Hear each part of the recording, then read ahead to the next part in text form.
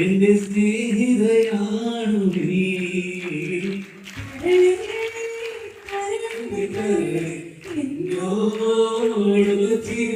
Election result അല്ലേ വിജയുടെ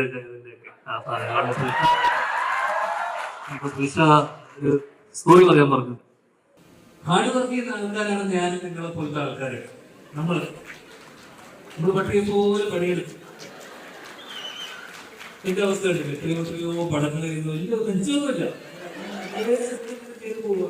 smart work ചെയ്യുക പറയുന്നത് നിങ്ങൾ ഇവിടുത്തെ പണി പഠിച്ച് നിങ്ങളും ഇതുപോലെ തന്നെ ചെയ്യണം. എന്നാലും നമ്മൾ അജിത്തേട്ടന്റെ പാതത്തിൽ തുടർന്നു നമുക്ക് പറയാൻ പറ്റും. തൃഷക്ക് വരാൻ കഴിഞ്ഞില്ല. തൃഷ അതുകൊണ്ട് എന്നോട് പറയാൻ പറഞ്ഞു, നിങ്ങളടുത്ത് പണക്കൊന്നും പാടില്ല, ഞാൻ വിളിച്ച് വെച്ചതേ ഉള്ളൂ. ഇലക്ഷൻ റിസൾട്ട് അല്ലേ വിജയുടെ തൃഷ സ്റ്റോറി പറയാൻ പറഞ്ഞു. എന്തായാലും ഇന്ന് നിങ്ങളുടെ ദിവസമാണ്. കാരണം ഇതുപോലെയുള്ള വലിയ വലിയ കുത്തക കമ്പനികൾ, ഇതുപോലെയുള്ള ചില കണ്ണിപ്പൊടിയിടുന്ന തൊഴിലാളികളെ പറ്റിക്കാൻ വേണ്ടിയുള്ള ചില കണ്ണപ്പൊടിയിടുന്ന പരിപാടികളൊന്നാണ് ഈ പരിപാടി. അല്ലേ? അങ്ങനെയല്ലേ? അല്ലല്ലേ? അപ്പോ എന്തായാലും ഈ ചായയും ബിസ്ക്കറ്റും ചോറും മാത്രമേ ഉള്ളൂ. ഇന്ന് കഴിഞ്ഞു, ഇതോടെ പരിപാടി കഴിഞ്ഞു.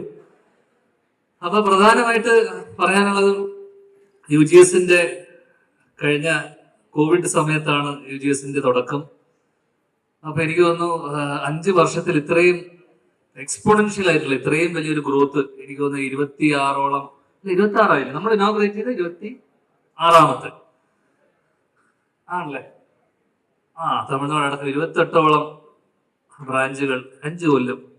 ഇതെങ്ങനെ 5 കൊല്ലത്തിനിടയിൽ ഇത്രയും? എന്താ ദൈവം? മറ്റേ ദുഷ്ടന്മാരുടെയും മനോഹരം ഇത് കേട്ടിട്ടുണ്ട്. 2 ദുഷ്ടന്മാരുണ്ട്. എന്തായാലും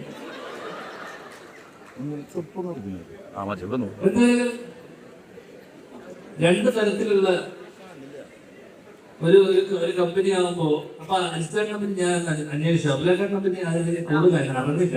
നാട്ടിലൊന്നും ഇല്ലാന്നോ? അതുപോലെ വേറെ പരിപാടിയാണ്. അപ്പൊ അജിസ്റ്ററിനെ പറ്റി എനിക്ക് അറിയാൻ സാധിച്ച കാര്യം എന്ന് വെച്ച് കഴിഞ്ഞാൽ, എന്നിട്ട് ഇതിന് മുന്നേ 5 വർഷം തന്നെ എഴുതിയെന്ന് അന്വേഷിച്ചപ്പോ പല പല ബാങ്കുകൾ അല്ലെ, പല പല സ്ഥാപനങ്ങൾ ജോലി ചെയ്തിട്ടുണ്ട്. അപ്പൊ അതിന്റെ എക്സ്പീരിയൻസ് വളരെ വലുതാണ്. അപ്പൊ നിങ്ങൾ മനസ്സിലാക്കേണ്ട കാര്യം എന്ന് വെച്ച് കഴിഞ്ഞാൽ 2 തരത്തിലെ വർക്കേഴ്സ് ആണ്. ഒന്ന് സ്മാർട്ട് വർക്ക് ചെയ്യുന്ന ആൾക്കാർ, ഹാർഡ് വർക്ക് ചെയ്യുന്ന ആൾക്കാർ. ഹാർഡ് വർക്ക് ചെയ്യുന്ന ആൾക്കാരാണ് ഞാൻ നിങ്ങളെ പോലത്തെ ആൾക്കാർ. നമ്മൾ പട്ടിയെ പോലെ പണിയെടുക്കും. എന്റെ അവസ്ഥ കണ്ടില്ല, എത്രയോ പഠനങ്ങൾ ചെയ്യുന്നു, വലിയ നെഞ്ചൊന്നുമില്ല. അതില് ഏറ്റവും രസകരമായിട്ടുള്ളൊരു സംഭവം, ഞാൻ അച്ഛൻ്റെ ഒരു സംഭവം പെട്ടെന്ന് ഓർമ്മ വന്നപ്പോ പറയാം.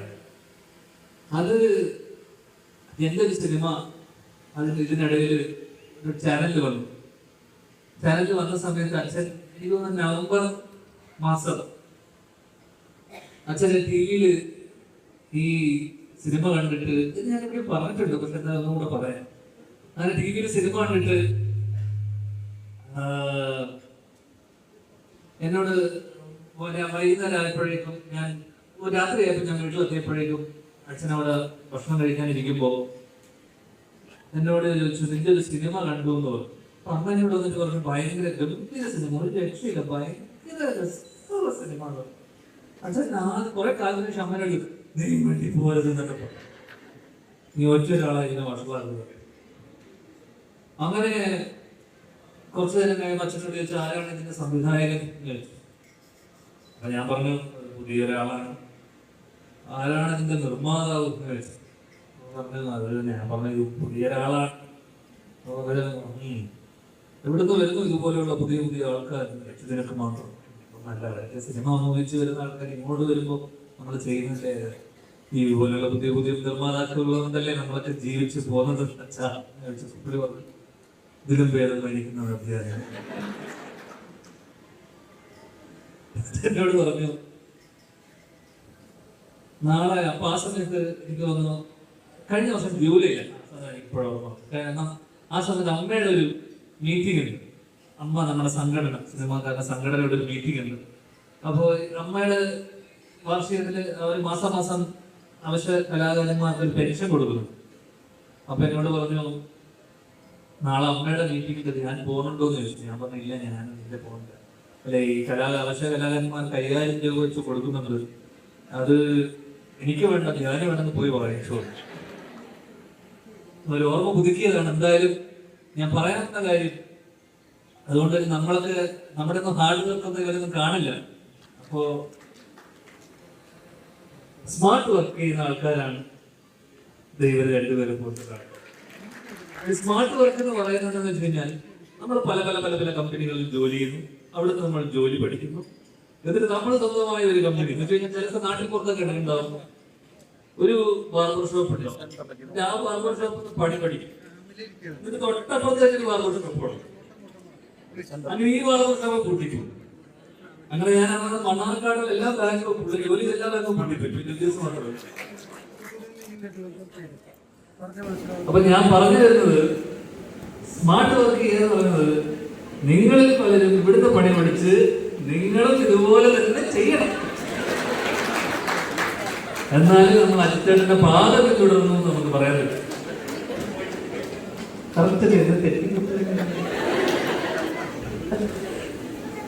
എന്താ പറയാ.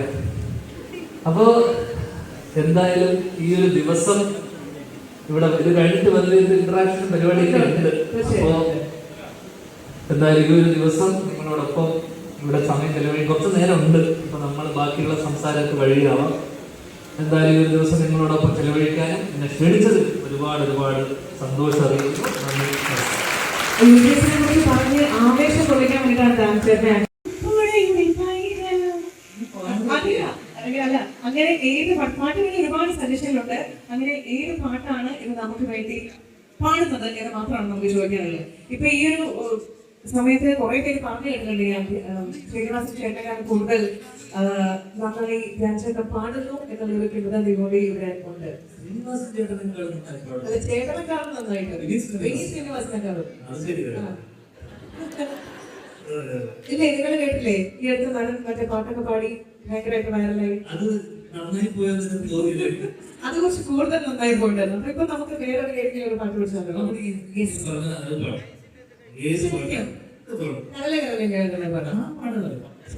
അച്ഛൻ അഭിനയിച്ച് ചേട്ടൻ പാടിയിട്ടുള്ള ശരി തുടങ്ങാം. ആദ്യം തുടങ്ങേണ്ട ചേട്ടനാണ്. കരളേ കരളിന്റെ കരളേ എന്നോടൊന്ന് ചിരിക്കൂ മാനസക്കിളി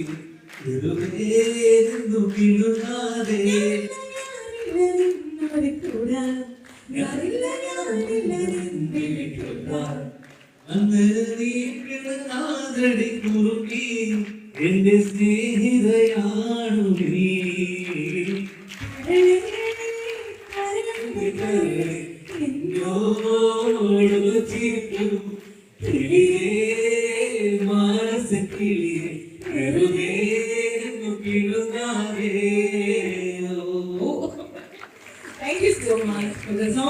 അപ്പൊ എന്തായാലും നമുക്ക് വേണ്ടി പാട്ട് പാടി നിങ്ങളായിട്ടുള്ള ഇന്ററാക്ഷനും നിങ്ങൾ ഓരോരുത്തരും ഞാൻ കൂടെയുള്ള ഫോട്ടോ എടുക്കാനുള്ള സുവർണ്ണ അവസരം നമ്മൾ അവർക്ക് കൊടുക്കുന്നുണ്ട്. ഓക്കെ, അപ്പൊ അതിനും കൂടി വേണ്ടിയിട്ടാണ് നമ്മുടെ എല്ലാ ബ്രാഞ്ചിലുള്ള വളരെ സന്തോഷം. അപ്പൊ നമ്മുടെ മലപ്പുറം നമ്മുടെ കൊച്ചേരിയുടെ ഇന്ററാക്ഷൻ ഇവിടെയുണ്ട്. അപ്പോ ഒന്ന് നമ്മുടെ മലപ്പുറം ബ്രാഞ്ചിന്റെ 26th ബ്രാഞ്ചിന്റെ ഇനോഗ്രേഷൻ വന്നപ്പോൾ പാട്ട് കൊടുക്കാനായിട്ട് നമ്മുടെ ടോപ്പേഴ്സിനൊക്കെയുള്ള അവാർഡ്സ് ഒക്കെ കൊടുക്കാനായിട്ട് ഞാൻ ശ്യാമിനെ ഇൻവൈറ്റ് ചെയ്തു.